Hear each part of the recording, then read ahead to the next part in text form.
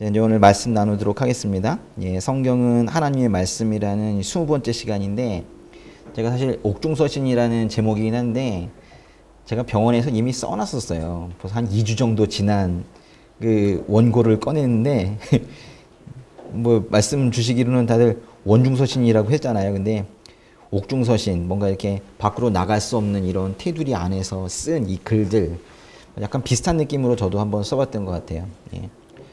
사실 제가 회복이 다 되지는 않았지만은 제가 오늘은 안 나올 수가 없었어요. 조금 더 쉬고 싶긴 했었는데 오늘은 꼭 나왔어야 됐어요. 근데 사실 오늘은 만나면은 다들 이렇게 같이 모여서 왁자지껄 뭐 그렇게 할 줄 알았었는데 오늘 잘 안 돼가지고 좀, 여러분 모르겠지만 전 좀 슬픈데요. 예, 온리지가 이제 6년이 됐습니다. 이제 하루가 더 지나면은 이제 7년 차가 된다는 말이에요. 예, 혹시 그런 거 아세요? 예. 모세 율법에 따르면은 이스라엘 사람이 같은 이스라엘 사람을 자기 노예로 들여오면 6년까지 섬기게 할 수 있어요. 6년 동안 자기의 노예로 둘 수 있다는 거예요. 그리고 7년째에는 바로 풀어줘야 됩니다. 근데 사실 이거는 누구를 노예로 삼는다는 것은 조금 이상해 보이긴 하지만, 사실 가난한 이스라엘 사람들, 채무를 이행하지 못한 사람들을 자기의 노예로 잠깐 두는 것은 일종의 자비예요. 이건 좋은 거예요. 그런데 7년째에는 바로 풀어줘야 돼요. 그러면서 이렇게 말합니다. 너 이제 다시는 종으로 살지 마! 이러면서 뭔가를 주어서 내보내요. 그런데 7년째가 되었는데 어떤 종이 이러는 거예요. 주인님, 저는 가기 싫습니다. 이러는 거예요. 저는 떠나기 싫습니다. 만약에 이렇게 말을 하면 그 사람을 데려다가 송곳으로 대문에다가 못을 박아서 귀를 뚫어놓고 평생 종이 되도록 하기도 해요. 그러니까 말하자면 6년 지나서 7년이 되면 바로 다 풀려나게 되는데, 7년이 지나서도 역시 주인에게 매달려서 귀 뚫은 종이 되어서 계속 섬기겠다고 하는 사람들이 있다는 거예요. 이해되셨습니까? 예. 근데 지금 우리가 지금 이제 오늘이 6년째잖아요. 예. 이제 곧 7년째가 되는데 6년이 됐고 7년째가 돼요. 근데 우리가 지금 혹시 그런 갈래길에 있는 건 아닌가 이런 생각을 해보는 거예요. 6년 동안 잘 섬겼는데 이제 떠나도 되는 거예요. 근데 계속 섬길 것인지 말 것인지 이걸 우리가 결정을 해야 되는데요. 이제 주님을 떠나서 우리가 이제 자유인이 될 것인지, 또는 주님의 종으로서 귀뚫은 종으로 평생 살 것인지 지금 결정해야 되는 거예요. 6년째 되는 이날 그걸 해야 되는 거예요. 그런데 이제 크리스천이라면요, 사실은 이게 선택사항이 아닌지도 몰라요. 자유인이 된다는 것은 사실 다른 사람에 대해서 자유인이 되는 거죠. 사람에 대해서는 자유인이 될 수 있지만 사실 주님에 대해서는 자유인도 종이고 종도 종이죠. 맞습니까? 네, 사실 그래요. 그래서 구약 성경에 따르면 6년이 지나서 7년째 되면 풀려날 수 있다고는 했고, 자유인이 될 수도 있고 종이 될 수도 있고 자기가 선택할 수도 있다고 했지만, 사실 크리스천은 아닌 거예요. 크리스천이 되거나 아니거나 둘 중에 하나예요.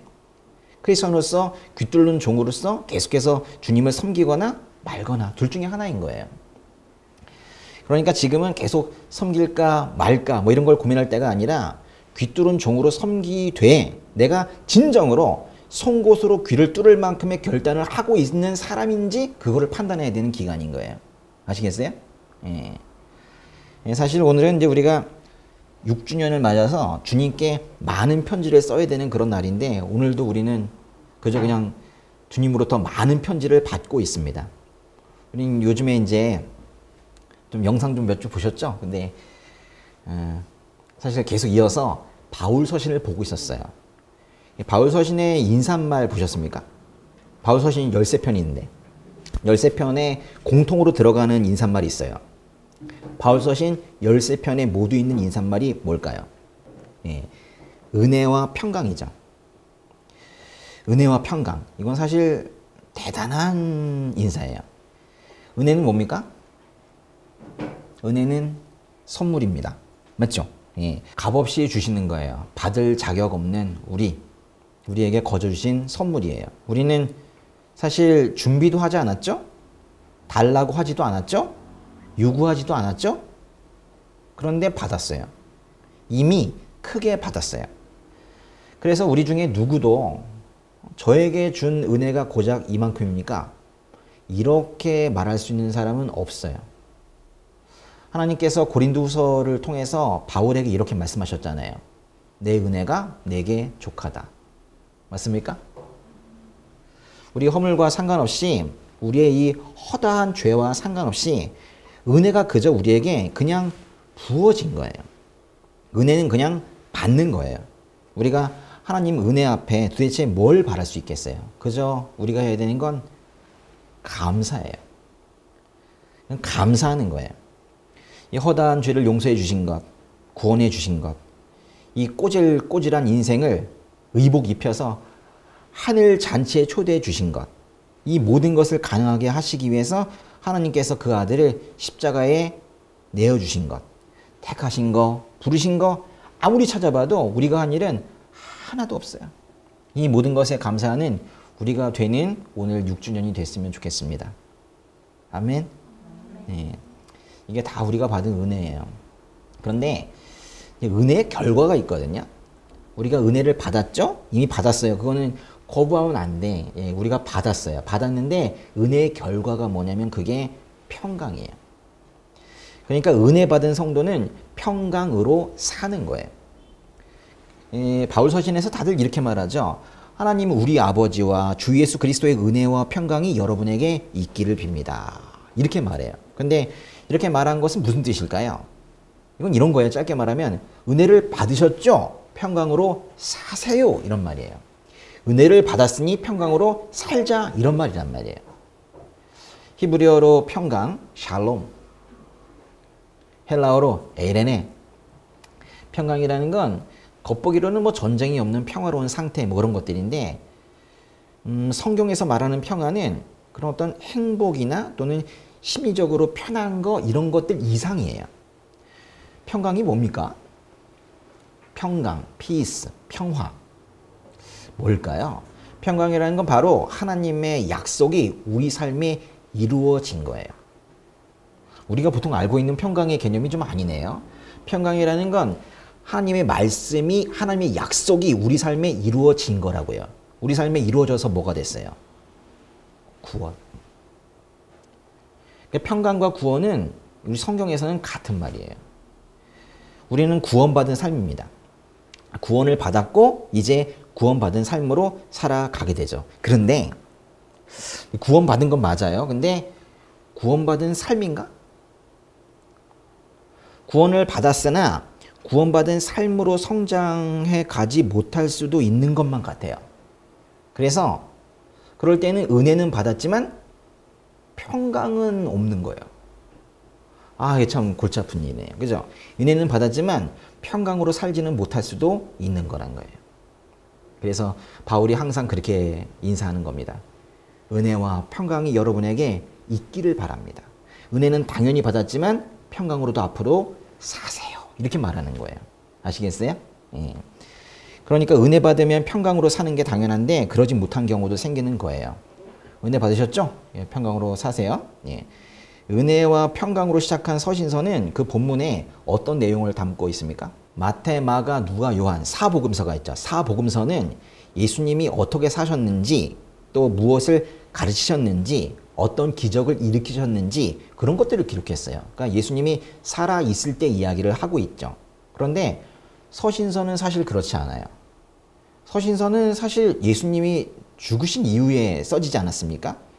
예수님이 직접 쓰신 서신서가 일단 없어요. 그렇죠? 물론 성경에 어떤 기록도 남기지 않으셨습니다. 그저 예수님은 성경의 주인공이세요. 복음서가 예수님의 생애와 가르침 중심이라면 서신은 예수님의 십자가, 부활 이후에 써졌기 때문에 특히 예수님의 십자가, 부활 이야기를 하고 있어요. 그러니까 십자가가 무슨 의미인지 부활이 무슨 의미인지 그것을 적고 있는 책이 서신서라는 거예요. 바울 서신도 마찬가지죠. 하나님께서 십자가에서 무슨 일을 하셨는지 예수님의 시체가 놓인 그 어두운 동굴에서 하나님께서 도대체 무슨 일을 하셨는지 그런 것들을 적고 있어요. 서신서는 예수님의 죽으심과 부활을 보면서 성도가 무엇을 보고 배우고 느껴야 하는지 그런 것들을 말해주고 있습니다. 그러니까 우리는 서신서를 보면서 하나님께서 무엇을 하셨는가, 이미 하셨는가를 배우고 있는 거예요. 그러나 그렇다고 해서 서신서가 구원을 말하고 있다고 해서 서신서들이 구원의 문제를 추상적으로 다루고 있지는 않아요. 좀 어려운 말들로 그렇게 다루고 있지는 않아요. 각각의 편지들이, 서신서들이 각 교회가 직면한 현실적인 문제, 구체적인 문제, 그런 직면한 현실 문제를 해결해 가면서 그 안에서 구원의 문제를 같이 다루고 있어요. 갈라디아서, 골로새서, 그리고 일반 서신인 베드로후서, 유다서를 읽어보면 거짓 가르침이 교회에 침투했기 때문에 이제 유기가 생긴 거예요. 그래서 이 편지들이 기록되었다는 걸 알 수 있어요. 고린도 전후서도 바울이 고린도 교회의 여러 문제들을 해결하기 위해 쓴 것을 알 수 있습니다. 골로새서라는 책 있죠. 골로새서는 예수님과는 거리가 먼 어떤 신비주의적인 어떤 가르침에 대해서 경고하고 있어요. 빌립보서라는 책 있죠. 빌립보서는 교회가 하나 되지 못하는, 자꾸 흩어지는 그 하나 되지 못하는 문제에 대해서 말하면서도 또 거꾸로는 교인들을 믿음으로 격려하고 다독여 줍니다. 데살로니가 후서라는 책이 있죠. 그 책은 교회가 종말론에 대해서 잘못 이해하고 있는 것을 교정하기 위해서 써졌어요. 또는 이런 거예요. 예수님 곧 오실 건데 할 거 뭐 있나? 이래서 예수님 곧 오실 거라고 하면서 열심히 일하지 않고 해이해진 그 태도를, 그거를 지적하고 있어요. 이 보세요. 이렇게 다양하잖아요. 맺은말에는 어떤 게 적혀지나요? 편지의 맺은말에는. 바울 서신의 맺은말은 종종 나 앞으로 어디 갈 거다라는 차후 여행 계획을 말하기도 해요. 그리고 동역자를 추천하기도 합니다. 또는 기도를 하거나 기도 요청을 하거나 그러죠. 또는 마지막 교훈을 주거나 인사를 합니다. 맺은말까지도 다 읽어보세요. 다 은혜입니다. 예. 이제 작은 결론을 하나 내드려야겠습니다. 각 서신들이 복음을 말하고는 있지만 각 서신들이 그중 구체적인 몇 가지에 대해서만 말하고 있어요. 우리가 바울 서신을 통해서 총체적인 복음을 이해하려면 결국 바울 서신 13권을 다 연구해야 된다는 거예요. 바울 서신 13권이 어떻게 되죠? 이렇죠.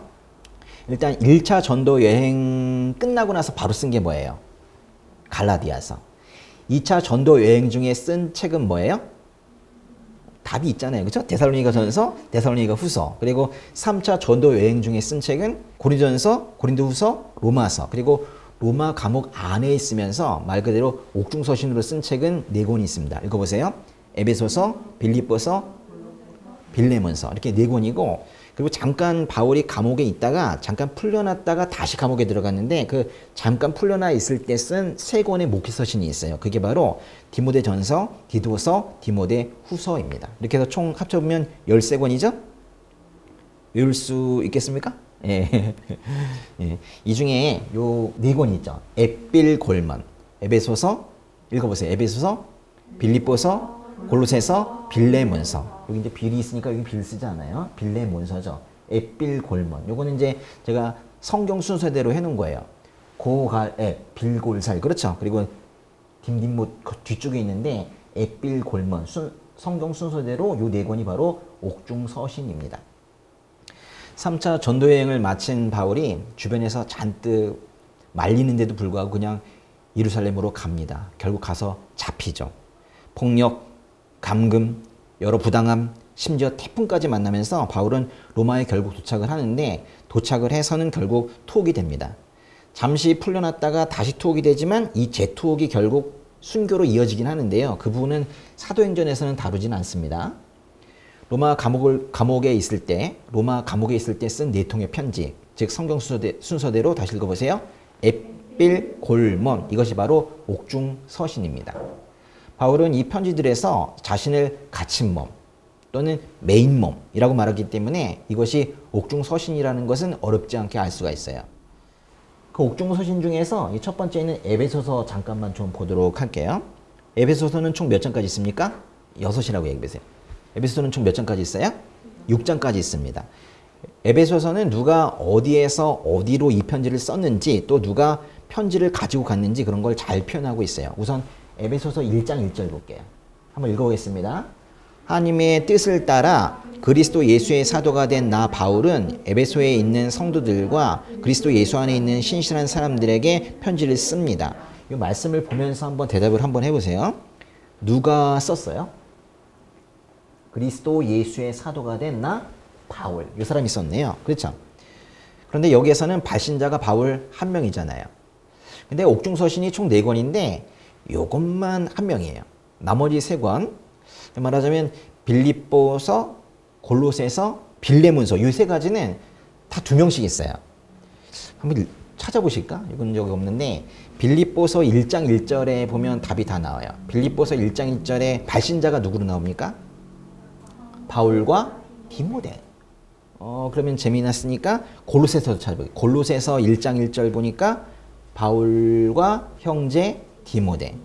빌레몬서 보니까 1장 1절 보니까 바울과 형제 디모데. 답은 다 똑같아요. 그러니까 옥중서신은 모두가 다 바울과 디모데가 쓴 건데 이상하게도 이 에베소서만 그냥 바울 한 명만 기록하고 있습니다. 이렇게 에베소서에는 디모데를 넣지 않았지만 빌립보서, 골로새서, 빌레몬서에는 모두 디모데가 공동 발신자로 들어가 있습니다. 그러면 이제 수신자 한번 볼게요. 한번 보세요. 다시 에베소서 1장 1절 보시면은 에베소서는 누구에게 썼어요? 그죠. 에베소에 있는 성도들과 그리스도 예수 안에 있는 신실한 사람들, 여기까지가 이제 수신자네요. 그러면 이제 에베소서 3장 1절 한번 볼까요? 이러므로 그리스도 예수로 인해 이방 사람인 여러분을 위해 갇힌 몸이 된 나 바울이 말합니다. 한 번만 다시 읽어보세요. 이러므로 그리스도 예수로 인해 이방 사람인 여러분을 위해 갇힌 몸이 된 나 바울이 말합니다. 어디에서 썼어요?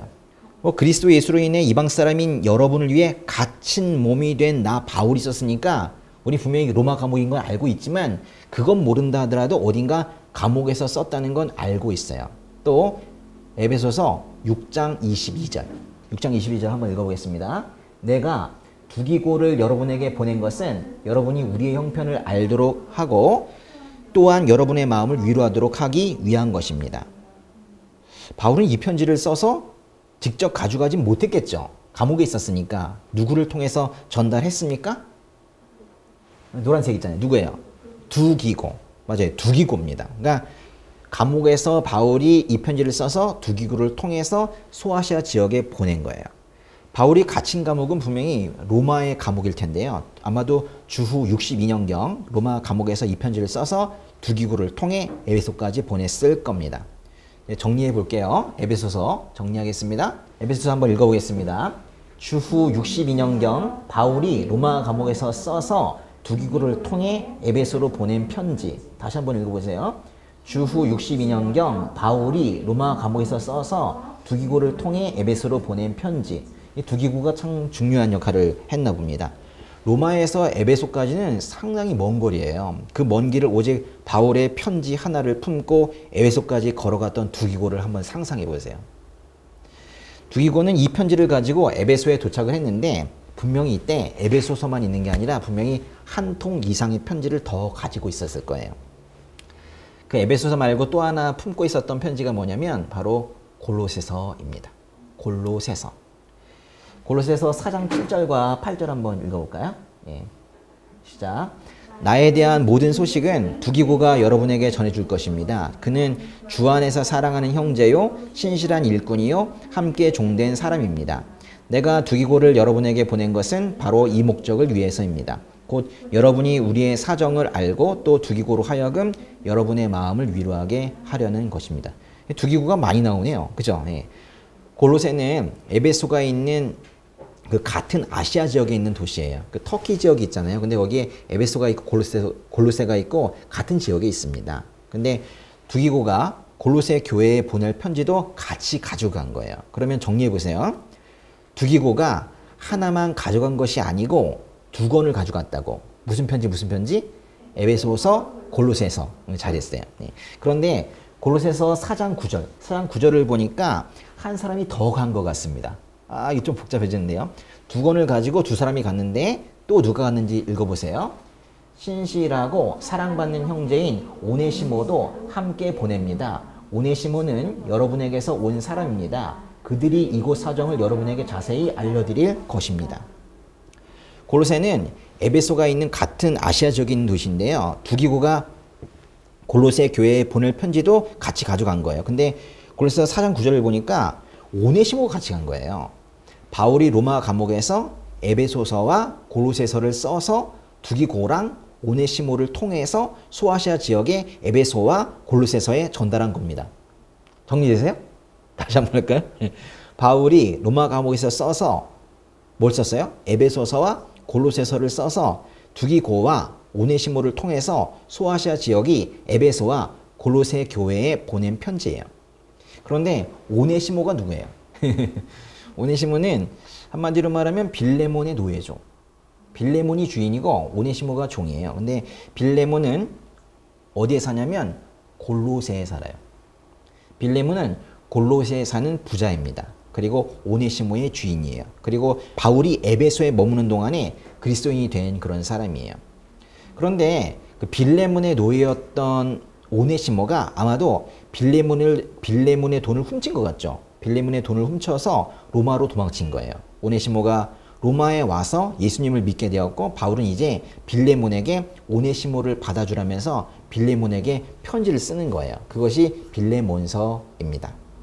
그러니까 편지가 한 통 더 있었습니다. 바울이 로마 감옥에 있었을 때 연도로는 주후 62년에 소아시아 지역에 있는 에베소 교회에 쓴 편지가 에베소서, 골로새 교회에 쓴 편지가 골로새서, 골로새에 사는 빌레몬에게 쓴 편지가 빌레몬서예요.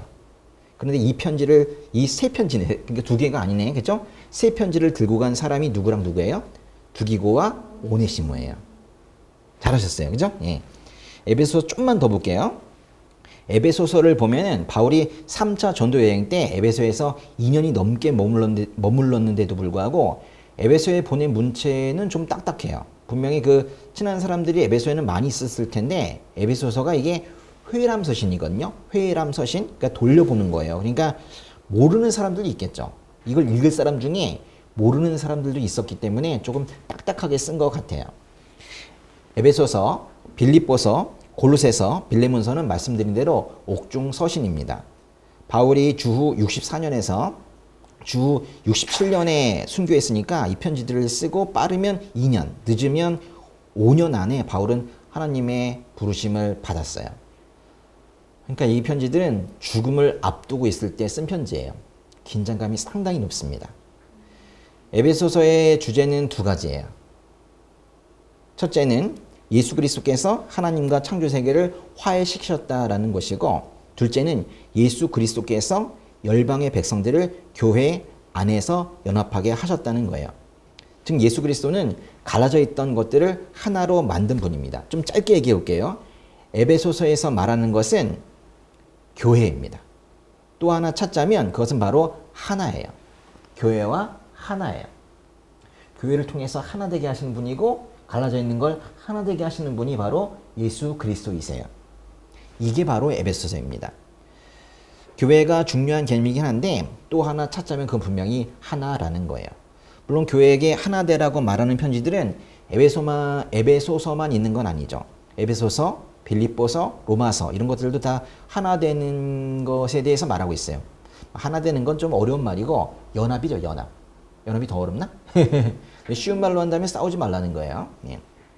사실은 이 모두가 연결이 되어가고 있는 건데요. 그리스도는 창조 세계를 화목하게 하셨고 그리스도 안에서 교회를 하나 되게 하신 분입니다. 예수 그리스도께서 교회의 머리 되신다는 생각을 한다면 어찌 교회에서 각 지체들이 스스로 드러나려고 하다가 분열할 수 있겠어요. 다 주 안에서 겸손하게 하시는 겁니다. 제가 에베소서에서 특별히 중요하게 생각하는 구절이 있는데요. 바로 1장 9절입니다. 에베소서 1장 9절 한번 읽어볼까요? 네. 그리스도 예수 안에서 미리 세우신 하나님이 기뻐하시는 뜻을 따라 하나님의 뜻의 비밀을 우리에게 알리셨습니다. 한 번만 더 읽어보세요. 그리스도 예수 안에서 미리 세우신 하나님이 기뻐하시는 뜻을 따라 하나님의 뜻의 비밀을 우리에게 알리셨습니다. 비밀. 이 비밀이 뭘까요? 헬라어로 미스테리오, 비밀. 우린 보통 이제 세상에서 비밀은 이런 거죠. 쉿, 비밀이야. 말하면 안 돼. 그러면서 결국 말해요 또. 그런데 이제 성경에서 비밀이라는 건 다른 의미입니다. 전에는 감추어졌지만 또는 모호하게 알려졌지만 이제는 명확하게 하나님께서 계시로 알려주셨으니 이제는 그걸 알려야 한다. 이게 바로 비밀이에요. 너는 몰랐겠지만 하나님께서 알려주셔서 이제 이 비밀이 해제되었어. 그러니까 이제는 이 비밀을 꼭 알려야 해. 이렇게 말하는 거예요. 그리스도 안에서 하나님이 세우신 하나님의 뜻의 비밀이란 도대체 뭘까요? 에베소서에서 비밀의 뜻이 무엇인지 한번 찾아보도록 하겠습니다. 에베소 3장으로 한번 가볼까요? 에베소서 3장 3절에서 6절까지인데요. 길지만 한번 좀 읽어보도록 하겠습니다. 에베소 3장 3절부터 6절까지. 내가 이미 간략하게 기록한 것과 같이 하나님께서는 그 비밀을 내게 계시로 알려주셨습니다.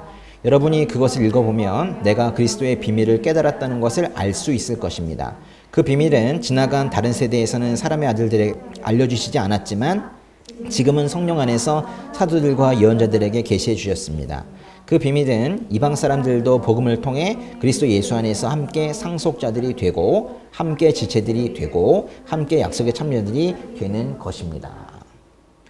성경에서 하나가 된다는 것은 분명히 그리스도 안에서 하나가 되는 것을 말하는데요. 교회를 통해서 하나가 된다는 것은 분명히 유대인뿐만이 아니라 이방인도 하나님의 백성이 된다는 말이에요. 실제로 이제 교회들이 있죠. 운이즈 교회도 교회이고 이렇게 지역 교회들이 있지만 원래 교회는 유니버설 처치, 전 세계에 하나밖에 없는 거예요. 교회는 원래 하나 있는 겁니다. 교회는 하나예요. 그러니까 교회가 하나라고 말할 게 아니라 그냥 교회는 하나라고 원래. 그러니까 교회를 통해서 하나님과 피조물들이 화해를 하고 그 교회 안에서 유대 사람들과 이방 사람들이 모두 하나가 되는 것입니다. 교회는 하나가 되는 것이에요. 에베소서가 말하려는 것이 그것입니다. 하나. 성경을 이제 제가 쭉 읽고 있는데요. 성경을 읽으면 읽을수록 더 큰 깨달음이 오는 건 당연해요. 제가 병원에 있는 동안에 고린도전서를 계속 썼어요. 그게 쓰는 속도가 느리니까 천천히 쓰잖아요. 한 글자 한 글자. 그런 말도 있었구나. 그러면서 썼어요.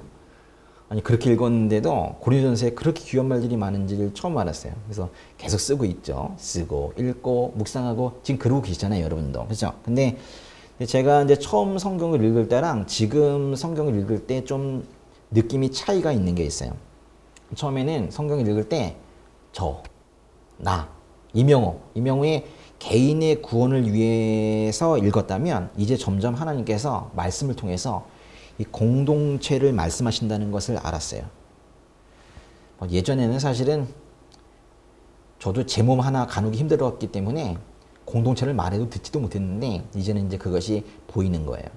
성경은 교회라는 것이 세상의 흔한 모임이 아니라고 말해요. 교회라는 말을 함부로 하지 말라고 그래요. 교회가 얼마나 거룩한 용어냐고 말해요.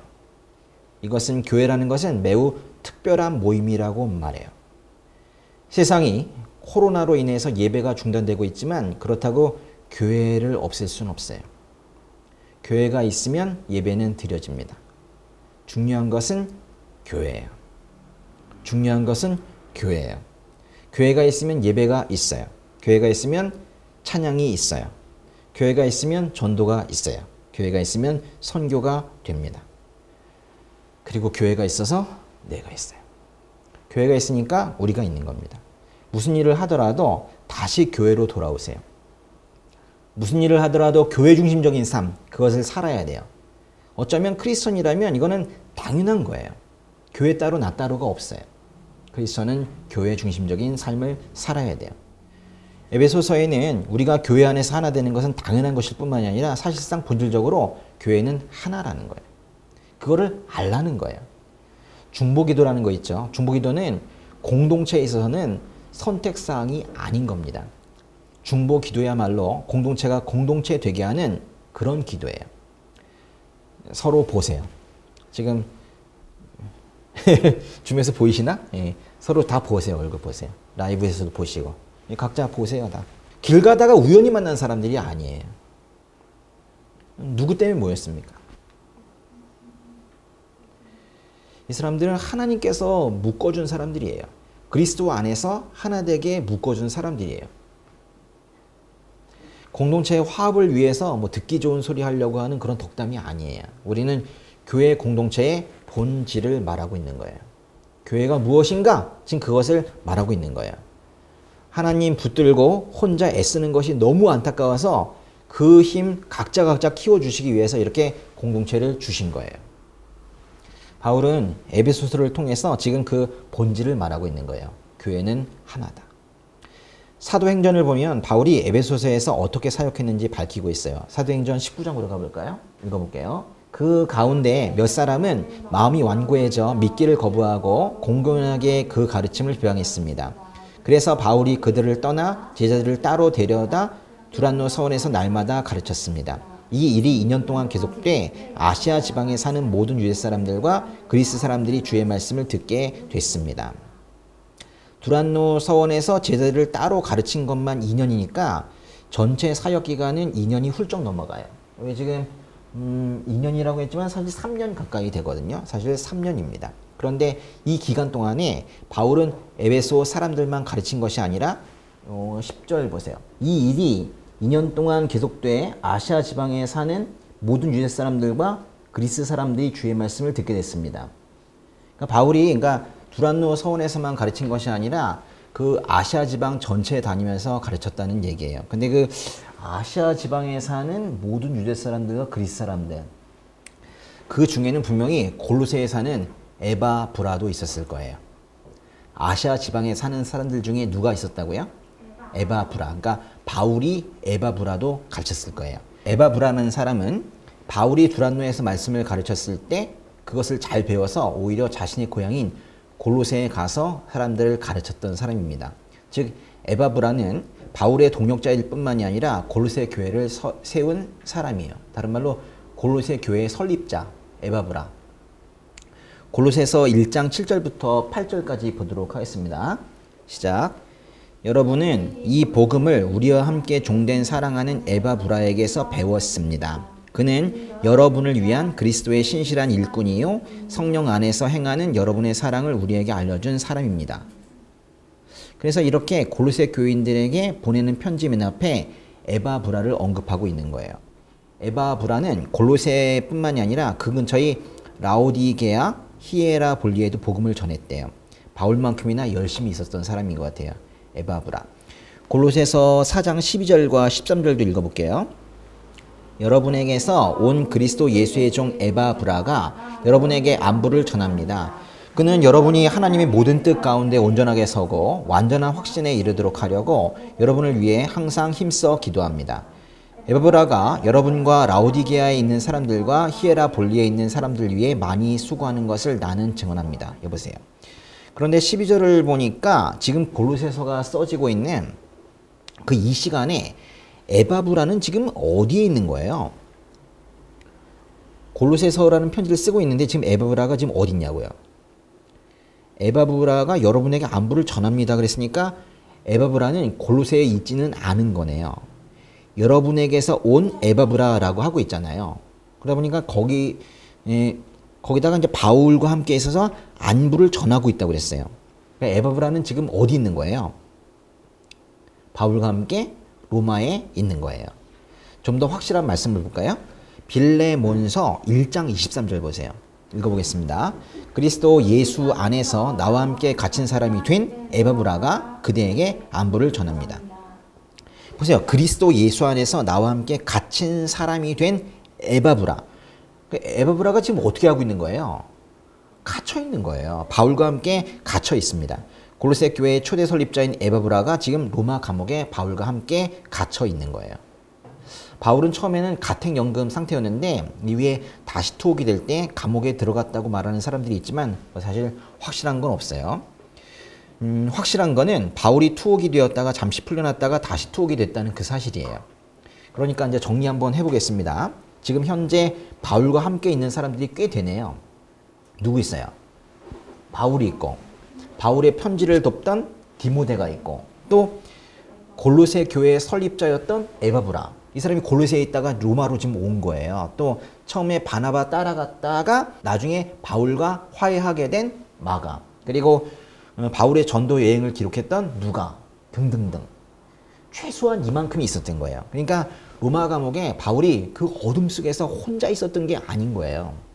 그 안에 바울 전도팀이 모두 있었던 거예요. 그 옥중에서도 어떻게 우리가 복음을 전할까 이러면서 고뇌했던 거죠.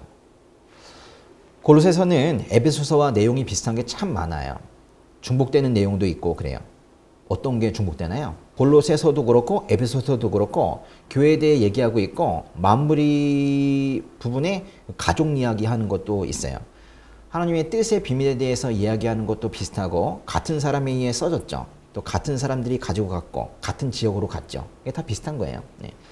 그런데 이제 다른 점이 하나 있습니다.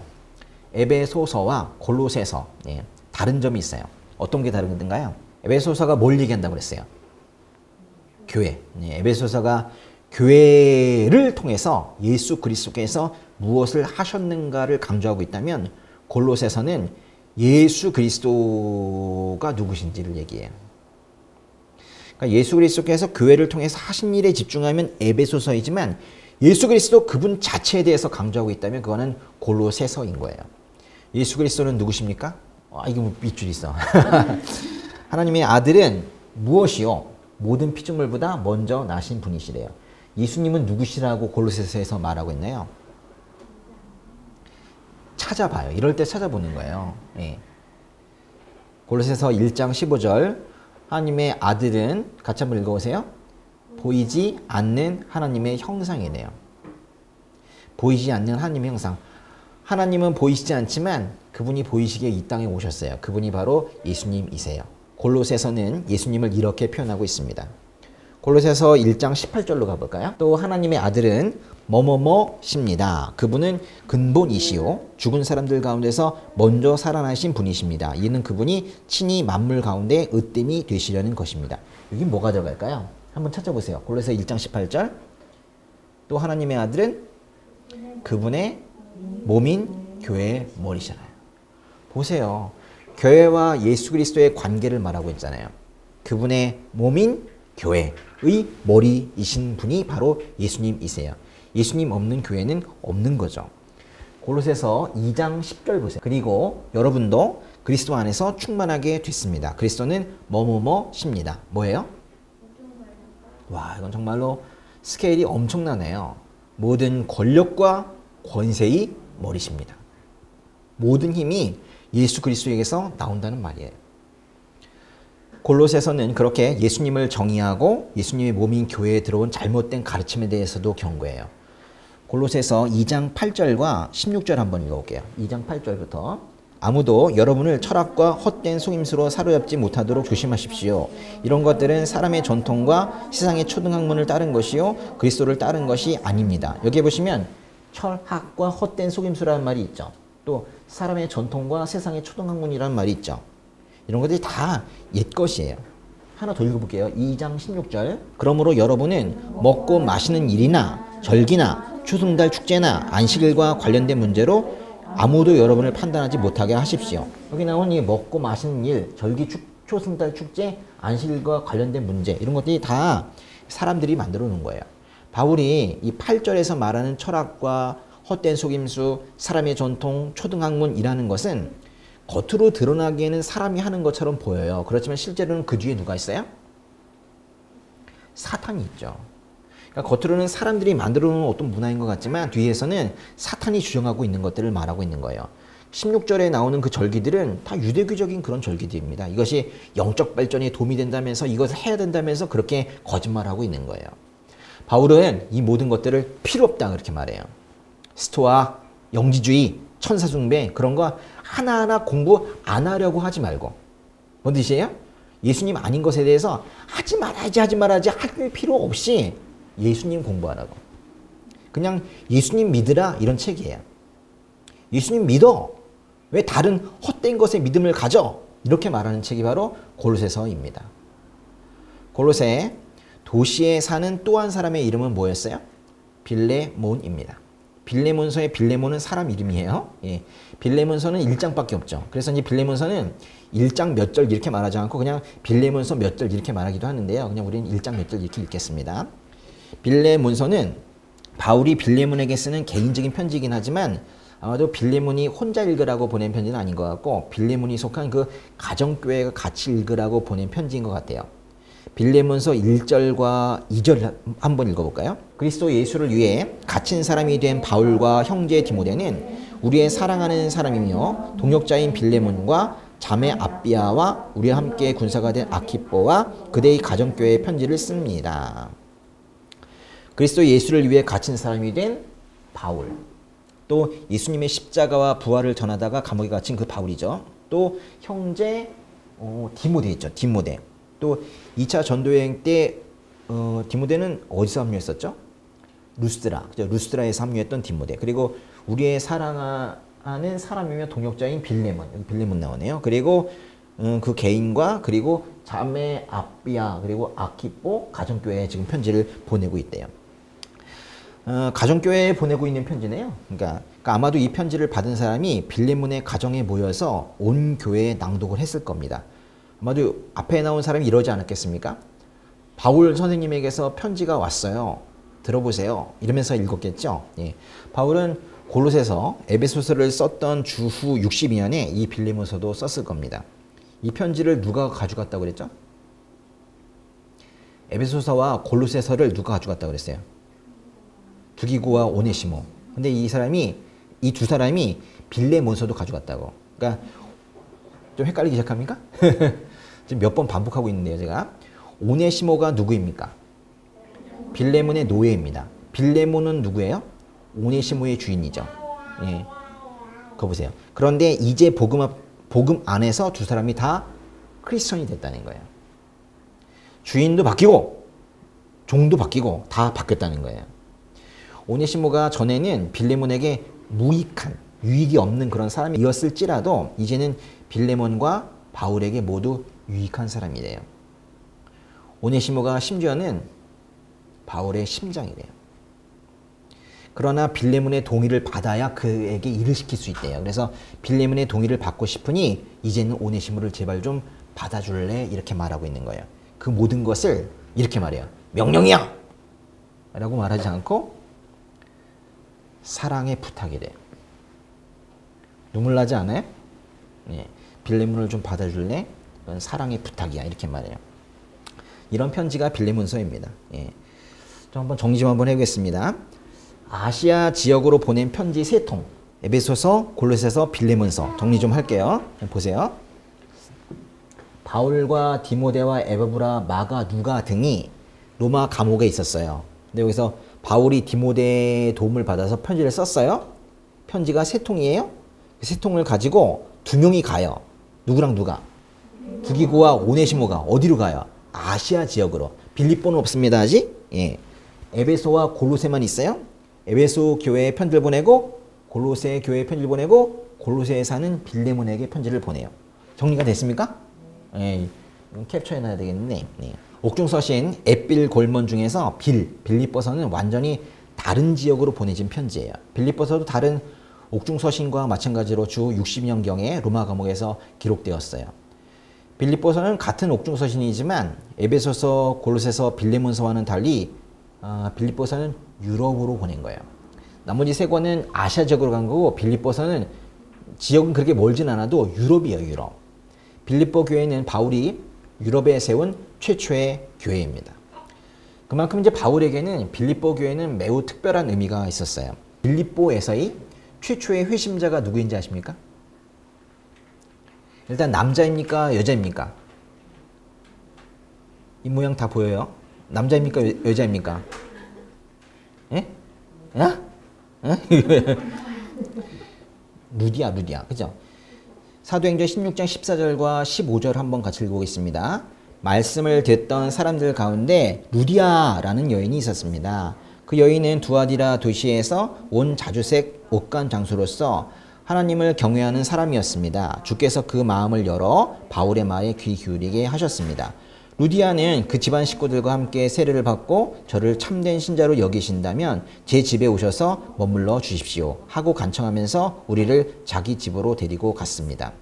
일단 답은 루디아인데요. 루디아는 아시아 지역 두아디라 출신인데 빌립보에 와서 장사하고 있었던 사람이에요. 무슨 장사했나요? 자주색 옷감. 예. 자주색 옷감은 당시 아주 비싼 염료로 물들여야 했던 비싼 염료래요. 아마도 루디아는 재산도 많이 있었을 것 같아요. 루디아의 집에는 종도 있었습니다. 그래서 나중에 보면 루디아의 집은 그리스도인의 모임 장소가 되기도 해요. 그런 루디아가 영접을 했습니다. 누가 루디아의 마음을 열어주었나요? 거기 말씀이 있는 대로는 주께서 주께서 루디아의 마음을 열어 바울의 말에 귀 기울이게 하셨습니다. 주께서 온니즈 형제 자매들의 마음을 열어 주의 말씀에 귀 기울이게 하신 거예요. 결국 이제 사람들을 이제 그리스도께로 인도하는 것은 설교자의 말씀씨가 아니에요. 설교자의 지혜가 아니에요. 세상에 바울파, 아볼로파 그런 게 어디 있어요. 결국 사람의 마음을 여시는 분은 주님이세요. 그 초자연적인 힘으로 성도를 강하게 이끄시는 겁니다. 주님 어떻게 오세요? 주님 어떻게 만나셨어요? 통곡하다가 만났습니까? 통곡과 함께 오시기도 하고 우는데 눈물과 함께 오시기도 하고 밝게 막 찬양하고 있는데 찬양과 함께 오시기도 하고 어떤 때는 중동 지역은 요새 그런다고 하더라고요. 이슬람 믿고 자고 있는데 갑자기 주님이 나타난다고 꿈에서 오시기도 하고 번쩍하고 신비현상으로 오시기도 하고 생활 속에서 오시기도 하고 기도 제목으로 기도하고 있다가 기도 제목인 그 문제와 함께 오시기도 하고 그렇죠. 정말로 다양하게 오셔서 결국 성도의 마음을 여시는 분은 주님이세요. 주께서 루디아의 마음을 연 바로 그 다음 얘기는 뭐예요?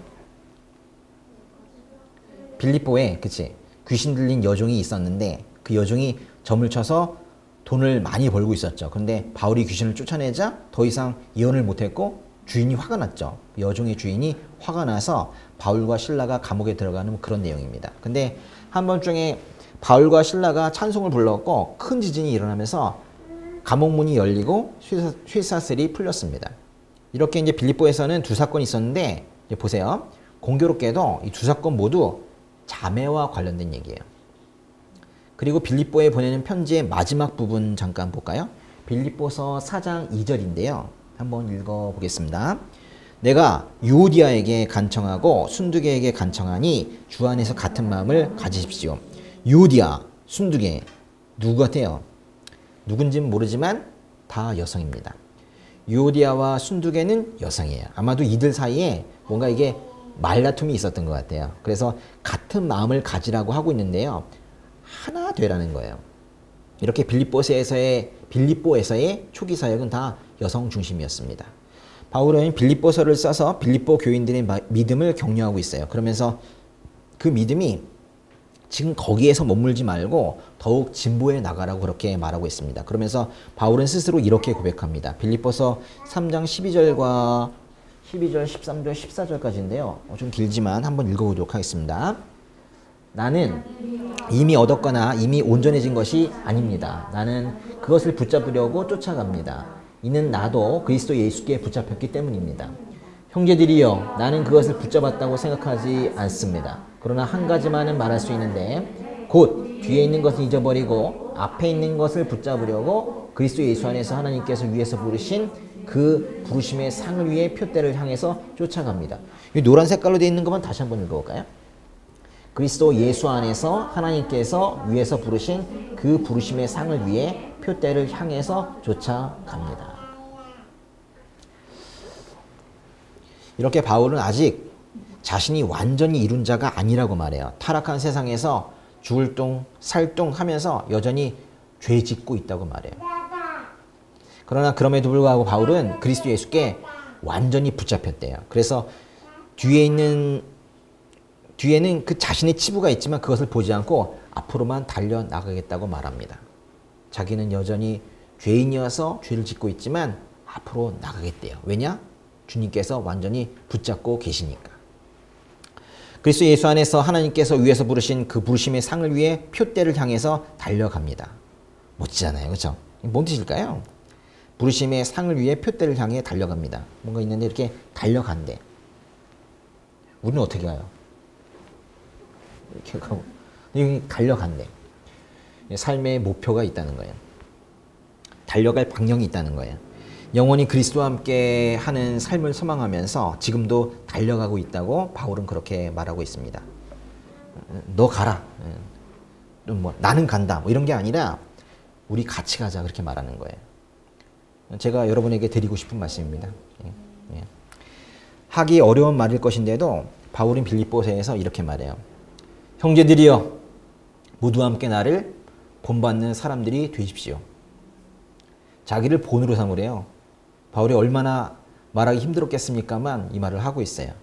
바울에게 능력 주시는 분 안에서 바울이 모든 일을 감당할 수 있다고 여러분도 그렇게 하라고 격려하는 책이 바로 빌립보서입니다. 격려의 책 빌립보서. 한번 정리 한번 해볼까요? 에베소서는 한번 읽어보세요. 에베소서 예수 그리스도 안에서 우리는 하나라는 책이에요. 하나. 빌립보서 예수 그리스도에게 붙잡힌 그대를 믿어요 라는 책이에요. 골로새서 예수 그리스도는 누구인가 라는 책이에요. 빌레몬서 우리는 예수 그리스도 안에서 형제라는 책이에요. 제가 정리해 본 겁니다. 예. 이렇게 한번 적으세요. 예. 이번 주에는 이 중에서 무슨 책을 한번 읽어보도록 할까요? 에필골몬 중에서. 에필골몬? 예. 좋더라고요. 이게 병원에서 아무도 건드리지 않는데 이게 혼자 읽으니까 좋더라고. 근데 전체가 다 하나였어요. 하나. 병원에서 6주를 생각하면서 모여서 왁자지껄 뭐 이런 거 생각했는데 오늘 이렇게 줌과 라이브를 통해서 만나게 되었습니다. 예. 여기 보세요. 예. 주목이잖아요. 주목. 예. 꼭 이쪽으로 모일 필요는 없는데 이렇게 뭐가 하나가 있는 거예요. 그래서 이쪽으로 마음이 모이라는 겁니다. 교회로 예수 그리스도께로 마음이 모이라는 거예요. 그래서 이렇게 모여서 만들어진 이 마음이 이게 바로 교회예요. 교회는 하나 되는 곳입니다. 예.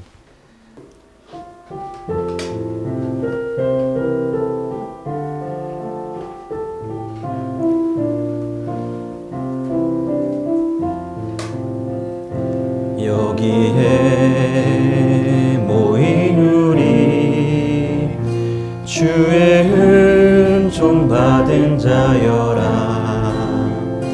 주께서 이 자리에 함께 계심을 하노라.